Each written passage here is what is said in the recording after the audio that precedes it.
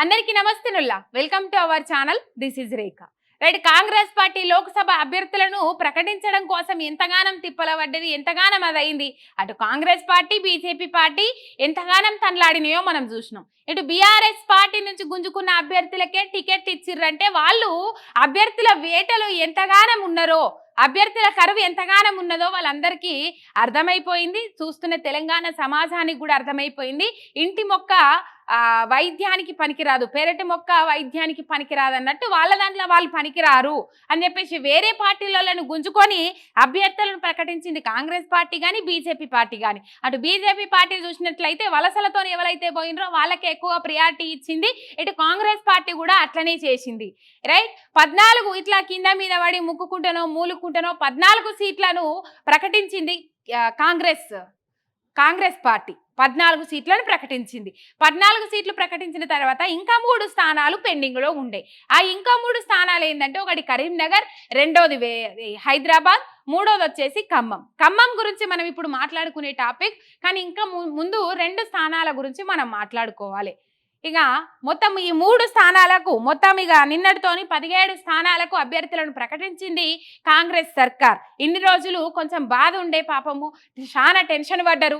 Nomination తేదీ అయిపోనికి దగ్గరకు వచ్చింది, దగ్గర పడుతున్న ఎలక్షన్లు, ఇంకా అభ్యర్థులను ప్రకటించకపోతే ఎట్లా మన పరిస్థితి అని చెప్పేసి అటు కాంగ్రెస్ అధిష్టానం కానీ ఇటు రాష్ట్రంలో రేవంత్ రెడ్డి కానీ పాపం కింద మీద అయిన దాఖలాలు మనకు కనబడ్డాయి.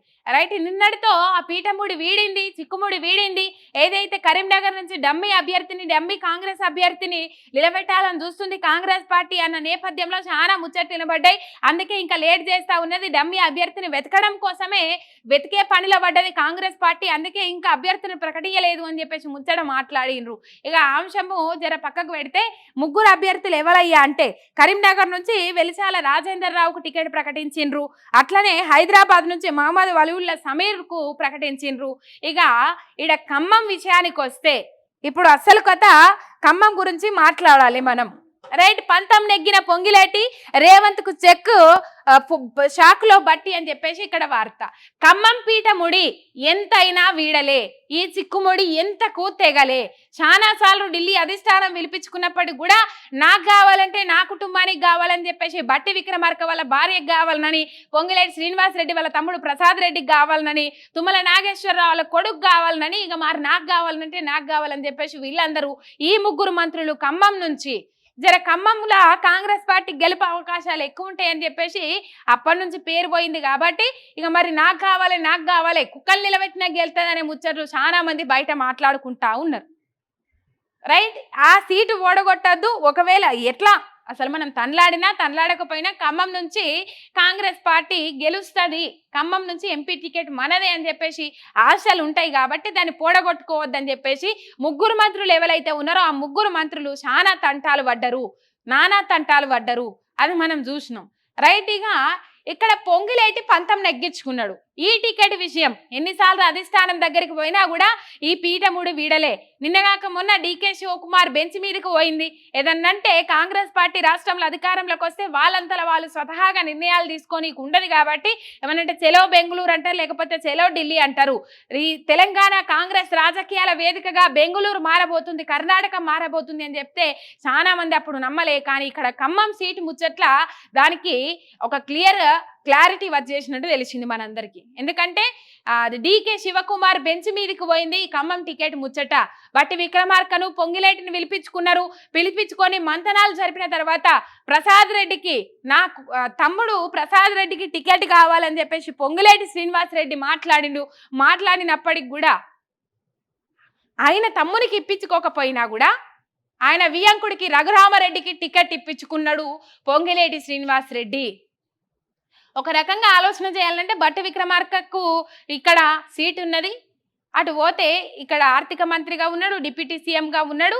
అటు పోతే మల్లు రవికి టికెట్ ఇచ్చిరు. ఇక బట్టి విక్రమార్క వాళ్ళ భార్యకు టికెట్ కావాలని అడిగితే అధిష్టానము నిరాకరించింది దానికి అని చెప్పుకోవచ్చు అని ఇక్కడ మనం నందిని మాట్లాడిన ముచ్చట్లు కూడా విన్నాం. నందిని గారు మాట్లాడిన ముచ్చట్లు కూడా విన్నాం. ఒక ప్రముఖ ఛానల్ ఇంటర్వ్యూలో ఇచ్చిండ్రు. ఆ ఇంటర్వ్యూ దెబ్బకు తొలగించిండ్రు. ఎందుకు తొలగించారంటే ఆమె అందులో చాలా అంశాలు మాట్లాడింది. అది వేరు ముచ్చట పక్కకు పెట్టుండ్రి. ఖమ్మం ప్రజలు నన్ను ఎంపీ అభ్యర్థిగా కోరుకుంటుర్రు అని చెప్పేసి మాట్లాడింది ఆమె. మొత్తం మీద అది చూసినాం. తర్వాత ఈ అధిష్టానం పిలిపించుకొని ఈ డీకే శివకుమార్ పిలిపించుకొని మంతనాలు జరిపిన తర్వాత మరి బట్టి విక్రమార్కని ఎట్లా కూల్ చేసిరు ఏం కథ తెలియదు కానీ పొంగిలేటి పంతమే నెగ్గింది. రేవంత్ కు చెక్ పెడతాండు పొంగిలేటి అని చెప్పేసి మొన్నటి నుంచి ముచ్చట్లు వినబడతా ఉన్నాయి కదా. బీజేపీలోకి లోక్సభ ఎన్నికల తర్వాత రేవంత్ రెడ్డి పోతాడు. రేవంత్ రెడ్డి కంటే ఎక్కువ ప్రియారిటీ పొంగిలేటి శ్రీనివాస్ రెడ్డికి ఇస్తాండు. బీజేపీకి టచ్ లో వచ్చింది. ఎందుకంటే రేవంత్ రెడ్డి మీద నమ్మకం లేదు కాబట్టి బీజేపీ పొంగులేటి శ్రీనివాస్ రెడ్డితో టచ్ లోకి వచ్చింది అని చెప్పేసి ముచ్చట్లు కూడా వినబడ్డాయి. ఇక తర్వాత కాలక్రమేణా పొంగిలేటి చెయ్యి పెరుగుతూ వస్తా ఉన్నది. పొంగిలేటి తన పతార పెంచుకుంటా వస్తా ఉన్నాడు. రేవంత్ రెడ్డికి చెక్ పెట్టేటందుకు ఇప్పుడు ఏదైతే పొంగులేటి నెంబర్ 2 అని అన్నారో ఆ నెంబర్ 2 విషయం ఏదైతే ఉన్నదో దాని గురించే కోమటిరెడ్డి వెంకటరెడ్డి చేత పొంగులేటికి చెక్ పెట్టేటందుకు కోమటిరెడ్డి వెంకటరెడ్డి సీఎం అని చెప్పేసి మాట్లాడినరు అని చెప్పేసి రేవంత్ రెడ్డి అనే ముచ్చట్లు కూడా వినబడతా ఉన్నాయి. మొత్తం మీద ఈయన వియ్యంకుడు పొంగిలేటి శ్రీనివాస్ రెడ్డి వియ్యంకుడు రఘురామరెడ్డికి టికెట్ ఇచ్చే విషయంలో సీఎం అట్లనే బట్టి విక్రమార్క డిప్యూటీ సీఎం వీళ్ళు ఎంత మంతనాలు జరిపినా కూడా వీళ్ళు ఎంత ఇన్వాల్వ్ అయిదామన్నా కూడా వీళ్ళ మాటలను అక్కడ బెంగళూరు డీకే శివకుమార్ పట్టించుకోలే, కాంగ్రెస్ అధిష్టానం పట్టించుకోలే. మొత్తం మీద వీళ్ళు ఎంత కాలడ్డం పెడదామని చూసినా కూడా పొంగిలేటి పంతమే నెగ్గింది అక్కడ అని చెప్పేసి చాలా మంది మాట్లాడుకుంటా ఉన్నారు. నెగ్గింది కూడా అదే మనకు కళ్ళ ముంగట కనబడతా ఉన్నది. ఈ పొంగిలేటి వియ్యంకుడికి రఘురామరెడ్డికి టికెట్ ఇచ్చే విషయంలో అటు రేవంత్ రెడ్డి కానీ ఇటు బట్టి విక్రమార్క కానీ అసంతృప్తి వ్యక్తం చేసినా కూడా అధిష్టానం ఆగలేదు. పొంగిలేటికే టికెట్ కట్టబెట్టి పొంగిలేటికి సంబంధించిన ఆయనకే రఘురామరెడ్డికే టికెట్ కట్టబెట్టిరు అని చెప్పేసి ముచ్చట్లయితే బాగా వినబడ్డాయి. మొత్తం మీద రేవంత్ రెడ్డికి చెక్ పెడతా ఉన్నాడు. ఇప్పుడు నాకు టికెట్ ఇవ్వలేదని చెప్పేసి నా భార్యకు టికెట్ ఇవ్వలేదని చెప్పేసి బట్టి విక్రమార్క అసంతృప్తితో ఉన్నాడు.